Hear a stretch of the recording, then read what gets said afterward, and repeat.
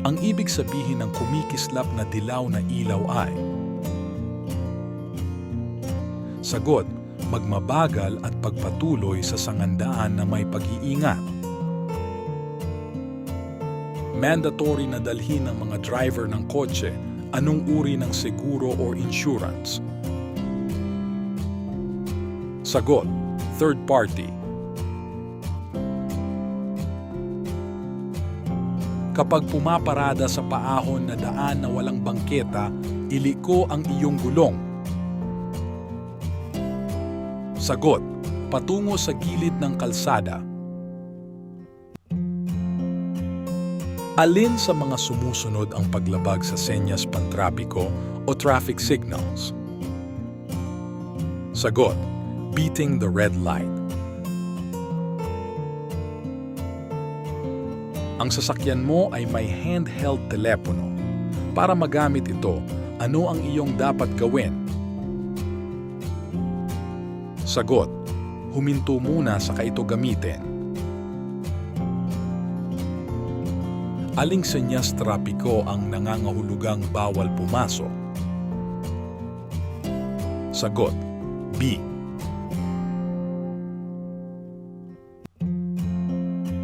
Ang mga traffic sign, traffic signal, mga babala at pavement marking ay para sa: sagot, lahat ng gumagamit ng kalsada. Kailan pwedeng gamitin ang unang lane, pinakakaliwa, ng 3-lane expressway? Sagot, kapag nag-o-overtake. Ano ang dapat mong gawin kung sinadyang tinawid ng kasalubong na sasakyan ang gitnang daanan o lane upang lumusot o mag-overtake sa isa pang sasakyan? Sagot, maging alerto at bagalan ng takbo o huminto kung kinakailangan. Nasa expressway ka at mayroong pulang kumikislap na ilaw sa taas ng bawat linya. Dapat kang: sagot, huminto at maghintay. Ang traffic sign na give way ay nangangahulugan na: sagot, bagalan ang takbo at humanda sa paghinto at magbigay daan sa mga may karapatan sa daan na sasakyan at mga taong tatawid. Tama ba na itutulak ng gravity ang iyong sasakyan ng pataas kapag nagmamaneho sa paakyat na daan sa bilis na 60 kilometro bawat oras? Sagot, mali.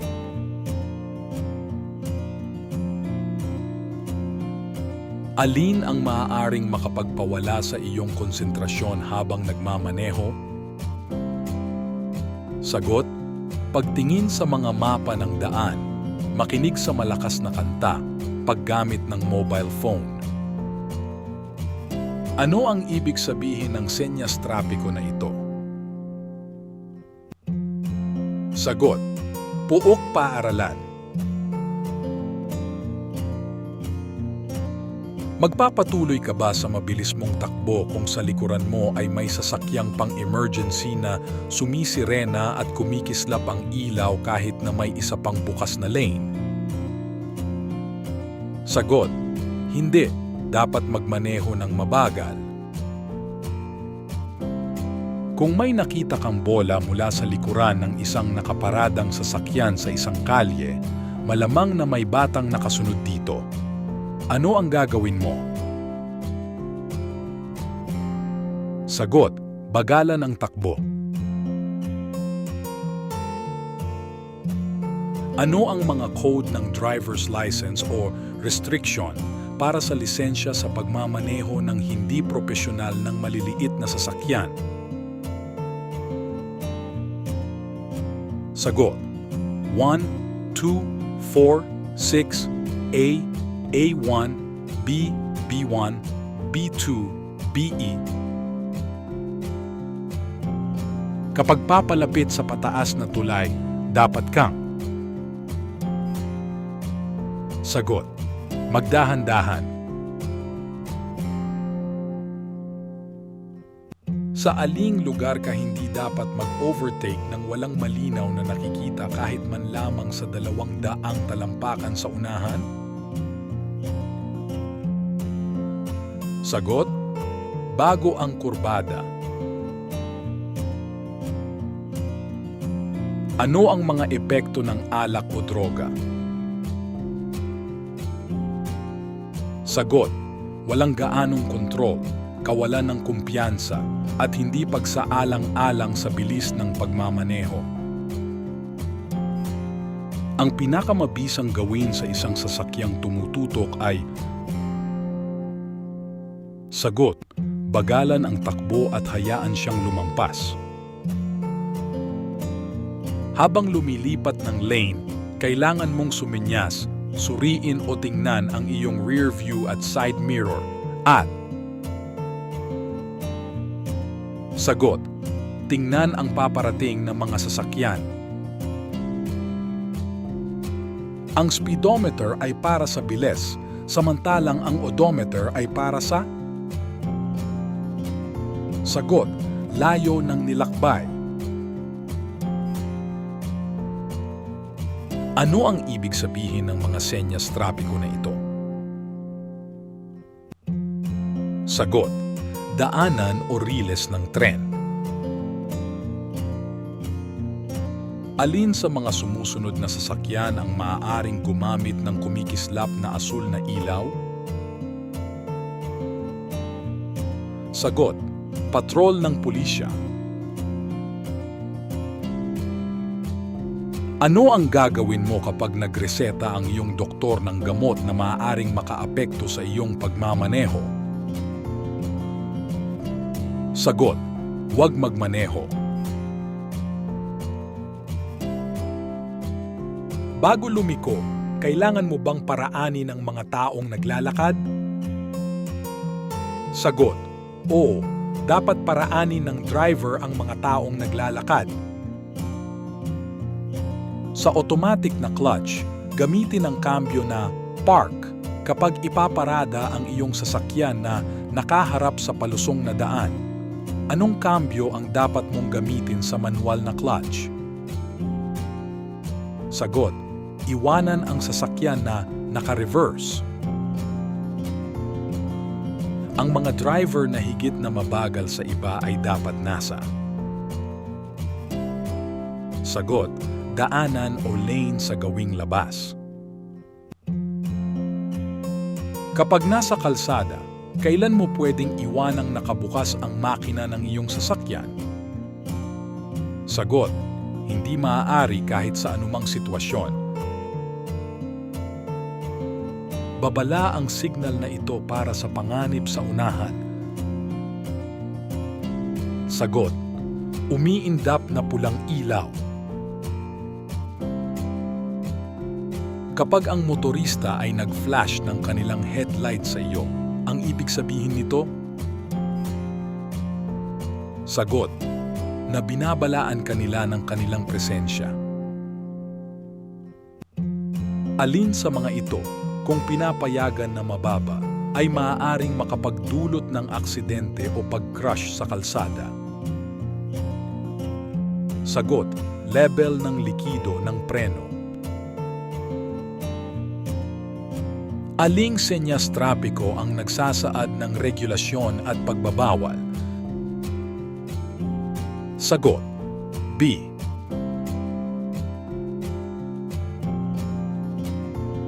Alin sa mga sumusunod na pagkakataon ang maaari mong gawin kapag tumatawid sa isang solid na dilaw na linya? Sagot, pagliko sa driveway kung ligtas itong gawin.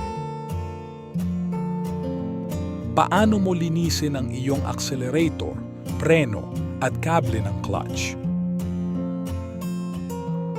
Sagot, palaging ibabad ang kable sa langis pang makina. Nakakita ka ng school bus na nakaparada sa kabilang bahagi ng highway na nakabukas ang hazard warning na ilaw. Kailangan mo bang huminto? Sagot, hindi. Ngunit kailangan mong magdahan-dahan. Alin sa sumusunod na accessory ang ipinag-uutos na maipanatili sa magandang kondisyon? Sagot: C. Seatbelt at headlight. Paano ka dapat pumarada sa tabi ng sasakyan na may ganitong sticker? Sagot: pumarada ngunit magbigay ng tamang puwang para sa wheelchair. Sa malinaw na pananaw na hindi bababa sa 200 talampakan, aling lugar ang hindi mo dapat overtaken? Sagot: C. Sa paanan ng tulay at sa sangandaan. Ilang metro ang lampas na haba sa sasakyan ng kargada para lagyan ito ng pulang bandera? Sagot: mahigit 1 metro. Nagmamaneho ka sa mabagal na pila ng trapiko. Bago magpalit ng linya, dapat kang... Sagot: tumingin ng mga motoristang nangunguna sa trapiko. Alin sa mga sumusunod ang nakalarawan? Sagot: madulas ang kalsada. Sa gabi, kapag papalapit sa isang kurbada o interseksyon na mahirap makita ang kasalubong, tiyaking... Sagot: pailawin ang headlight upang malaman ng mga tao at mga makakasalubong na motorista na papalapit ka sa kurbada o interseksyon. Kapag nakakita ka ng nakahintong sasakyan sa gilid ng kalsada, ano ang gagawin mo? Sagot: bagalan ang takbo at mag-ingat sa pagdaan. Nagmaneho ka hanggang sa isang interseksyon at nakita mo ang senyas na ito. Ano ang dapat mong gawin? Sagot: pabagalin at maghanda na magbigay sa anumang mga naglalakad at trapiko sa unahan. Ang dalawahang highway na iyong pupuntahan ay makitid na daan. Dapat kang... Sagot: maghintay hanggang sa wala ng sasakyan sa magkabilang direksyon. Aling senyas trapiko ang nangangahulugang two-way? Sagot: B.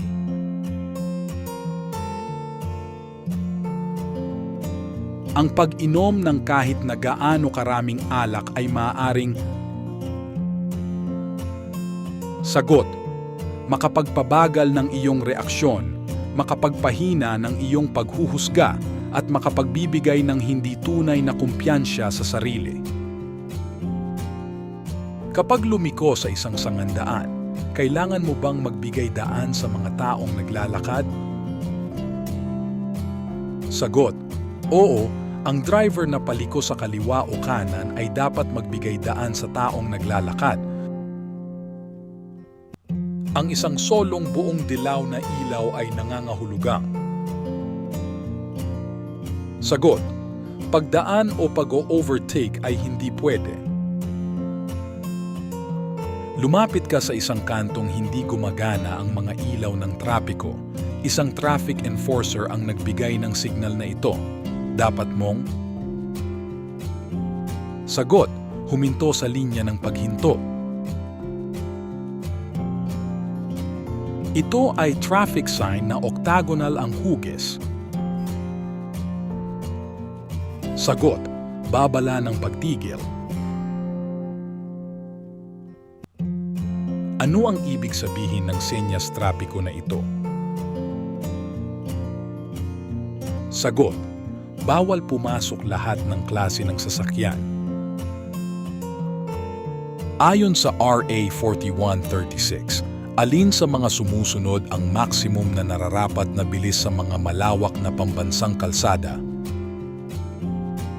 Sagot: 80 kilometro bawat oras. Sino ang pangunahing may karapatan sa daan? Sagot, truck ng bumbero na may ilaw at sirena na papunta sa emergency.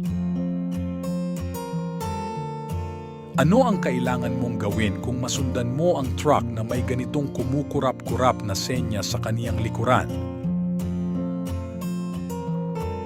Sagot, dumaan sa kaliwang linya. Ang premium na gasolina ay nagbibigay ng higit na kakayahan, ngunit maaaring magresulta sa... Sagot, labis na pag-init. Sa ilalim ng batas, ano ang iba pang sanhi na maaaring makaapekto sa iyong kalagayan sa pagmamaneho maliban sa mga inuming nakalalasing? Sagot, mapanganib na ilegal na droga. Ano ang maipapayo mo sa driver na nakainom ng konti sa party? Sagot, magpahinga at huwag magmaneho.